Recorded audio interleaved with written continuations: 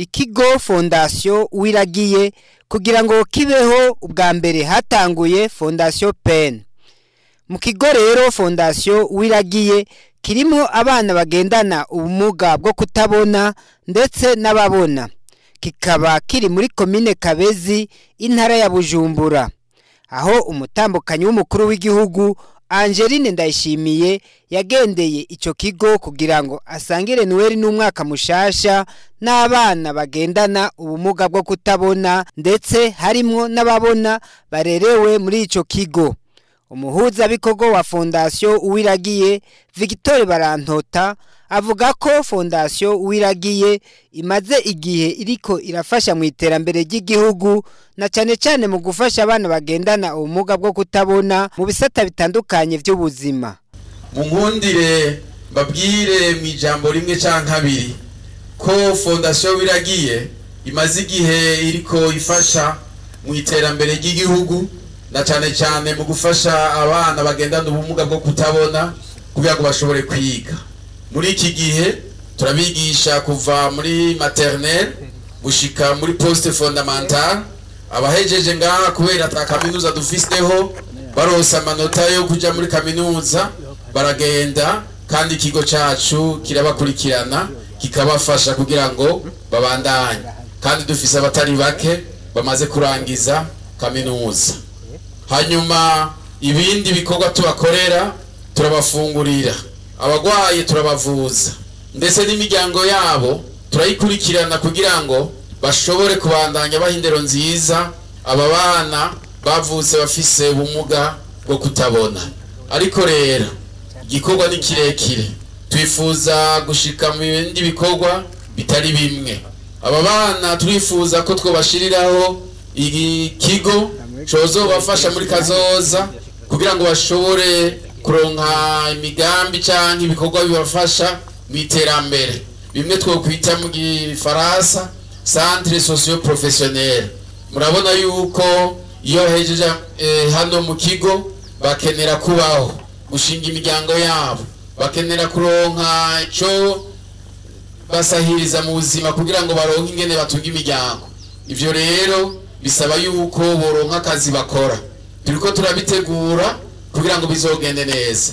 Si ivyo gusa, abifuza kubandanya amashuri ya kaminuza rimwe na rimwe basanga amakaminuza ari hano mu gihugu adashobora kubakira kubera ubuhinga bakoresha mu kwiga, amakaminuza menshi ntabwo afise. Rero turifuza yuko twoshiraho kaminuza yozofasha. Iyo kaminuza si yabo gusa, ariko izoba ifise mu buhinga bushobora gufasha kugira ngo twigishe bene abo. Nuko rero niyo migambi tukagomba kuzoyishira imbere muri kazoza. Turifuza no gushira imbere umugambi w'ibitaro kugira ngo ivyo bitaro hambavu yo guteza imbere igisata cyo kuvura amaso aba bana bacu bokenera cyane, kuko muri kino gihe iyo bikenewe ko tubavuza tubatwara ikibuye canke mu kibimba dutwara uburyo bwinshi. Turifuza yuko muri kazoza natwe twobashiraho ibitaro nk'ivyo, ariko kandi murumva yuko ivyo bitaro vyozovura n'abene gihugu boshobora kugira ngo amagara yabo yitwararikwe. Uwo muhuza bikorwa akaba akengurukira umutambukanyi w'umukuru w'igihugu ku kugene adahengeshanya gushigikira ikigo Fondation Uwiragiye, aca amusaba kubandanya ashikira imbere ico kigo kugira ngo bashigikirwe mu migambi itandukanye bategekanya kurangura. Ariko kandi twagomba nyiri cubahiro ko ndose kano kanya ndabasabe kugira ngo mubandanye mudushigikira. Muradushigikira niko, ariko kandi ndabasabe kugira ngo mutuvugire aho mushobora gushika hose. Sinorinda kubavuga nyakubahwa, ariko mutuvugire yuko ibi bikorwa twashize imbere muri iki gihe twifatanya n'igihugu cyose kugira ngo tuje mwa wa mugambi w'ibihumbi 2040 n'ibihumbi 2060, igihugu cifashe n'igihugu giteye imbere, dushobore natwe kongerereza dutera intambwe. Iyi fondation mwagendeye kandi muzi ni Uwiragiye Foundation. Jewe sinitwa Uwiragiye, jewe nitwa Barantota. Rero Uwiragiye François na Uwiragiye Sylvie musanzwe muzi ntibashoboye kuba bari kumwe natwe kubera ibibazo bijanye no kwiyunguruza kuko bari mu rugendo. Ndagomba ndabashikirize indamukanyo bandungikanye muri kino gitondo, ariko kandi ndabamenyeshe ko bantumye ngo ndababwire yuko babashimiye cyane, ngo barabakengurukiye cyane no kumwonga no kumugezi, ngo barazi yuko muri inshuti yabo kandi ngo muri kumwe aho mumererwa neza nabo nyene ngo biraza kubashikira mu mpemu. Umutambukanyi w'umukuru w'igihugu akaba yari yibangikanije igikemanyi kigizwe n'ibifungurwa, ibinyobwa hamwe n'ibindi bikoresho bitandukanye vya nkenerwa mu buzima bwa misi yose. Akaba yamenyesheje ko aje kwiginana n'abana bo mu kigo Fondation Uwiragiye ngo basangire Noeli, anabamenyesha ko azobandanya gushigikira ico kigo. Iki kigo twatanguye gukorana kuva kiri Fondation Pene, none musi ni Fondation Uwiragiye, kandi hose ngumana ise abagenzi. Ndazi ko muri bino bibondo hari abandi bibondo n'indanzi wese muranzi nenda bakumbuye cyane.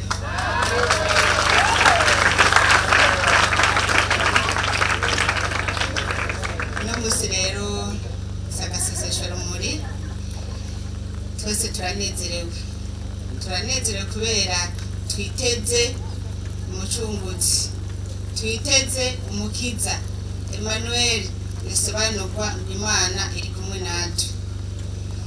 Yaravutse ni kumwibuka gusa, ariko umwe wese nomusaba ko twotegura imitima yacu guhera uno musi nyene kugira ngo avukire mu mitima yacu. Imitima yacu yame yumva ko iri kumwe na Emmanuel, Imana iri kumwe natwe. Ivyo rero nivyo bizoduha ivyizigiro vyo gushika kuri ya migambi yose umuhuzabikorwa wa Fondation Uwiragiye yadushikirije ngaha. Yambwiye ati nzomushikira imbere, nakwemereye ubwa mbere ndaza gushikira imbere kwa Emmanuel, ndaza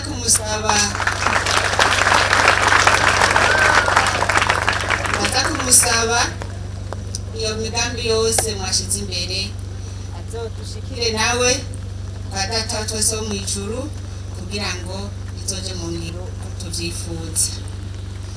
Ubwira kabiri mwabonye ko hariho n'abashinwa bari ngaha basanzwe bakorana na Fondation Uwiragiye, nabo nyene sabo hafi urumva kubashikira imbere si kwa Yesu gusa no ku bindi bihugu umuntu ashobora kuhashika, kandi murabona ko nabone bishike ngaha. Twagira kandi dushimire cyane Go Fresh baza kubona umutobe uri hajya, nibo bagemuriye bafatikanije na Fondation Uwiragiye. Uru rugendo rw'uno munsi bateguwe n'urwego rw'umutambukanyi w'umukuru w'igihugu rujejwe iterambere hamwe na Fondation Uwiragiye kugira ngo twifurize Noeli nziza n'umwaka mushasha bino bibondo byacu biri ngaha. No musi rero twaje kwiginana, si umunsi w'amajambo menshi, ni umunsi wo gufungura, ni umunsi wo gutamba, ni umunsi wo kunywa, ni umunsi wo kwibukana ko Emmanuel, Imana iri kumwe natwe, buca adushwaramo kugira kandi. Rero uno munsi nagira ndabifurize Noeli nziza n'umwaka mwiza, muzogire amagara meza, muzogire ivyigwa vyiza, kandi muzoshike kwihangiro mwihaye mwese muri bazima, twese turi bazima kandi bikomeye. Abashimiye cyane iki kigo ca Fondation Uwiragiye, ashimira cyane umuryango wa Uwiragiye François kubona yatwemereye ko duteramira ngaha nahatahari. Reka kuvuga ati sinkeneye ko muza guteramira kukirimbo iwanje atari hoti, ariko yatwemereye. Tugashimira cyane umuhuzabikorwa yamuserukiye ariko aratwakira. Tugashimira cyane n'ibibondo, tugashimira cyane rwose umushikiranganje w'intore hagati afise ibikorwa byinshi ariko yaje kwifatikanya natwe ndazi ko kino gikorwa yakimenyeje none yakiriye ati mumwongera amashimishije bagiye buramatari w'ino ntara nziza nawe nyine ndazi ko aronderwa n'amabanga menshi y'igihugu mwese muri ngaha abanyabujumbura mwese turabashimiye rwose kugishika mwatwakiranye rero nagomba tubatevye duce tubashikiriza igikemanyi twabazaniye mugume munezerwa sigikemanyi kizobamaze umwaka ariko ndazi ko n'uno munsi umwe uratuma muzoguma mwibuka ivyo Imana yadukoreye uno munsi twiguruza turi bazima kandi tunezerewe Noweli nziza nimundiribira akadirimbo ka Noweli rero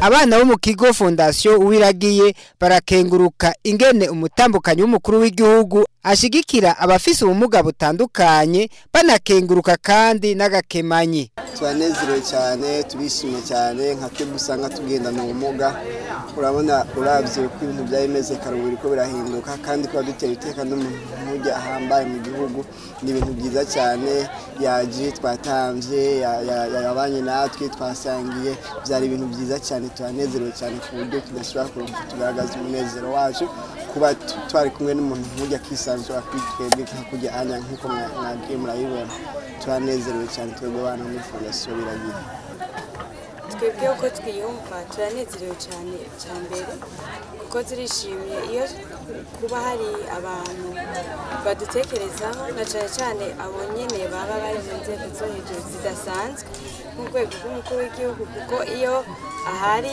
urya ni mama Burundi n'ibindi byose biba byashitse no ku mukuru w'igihugu ni nkuko nawe yoba hibereye turishimye kandi twanezerewe byaryoshe twafunguye twanezerewe mu bisanzwe mu by'ukuri turanezerewe cyane nk'abana bagendana ubumuga bwo kutabona hoho birarushirije mu by'ukuri kuko ibi bitweretse ko tutari twenyene dufise ikiri inyuma yacu mu by'ukuri ni byiza cyane biraduhimbaye kandi Imana imwongerereza aho yakuye n'abandi bameze nk'uko canke abandi batandukanye azoshobore kubashikako.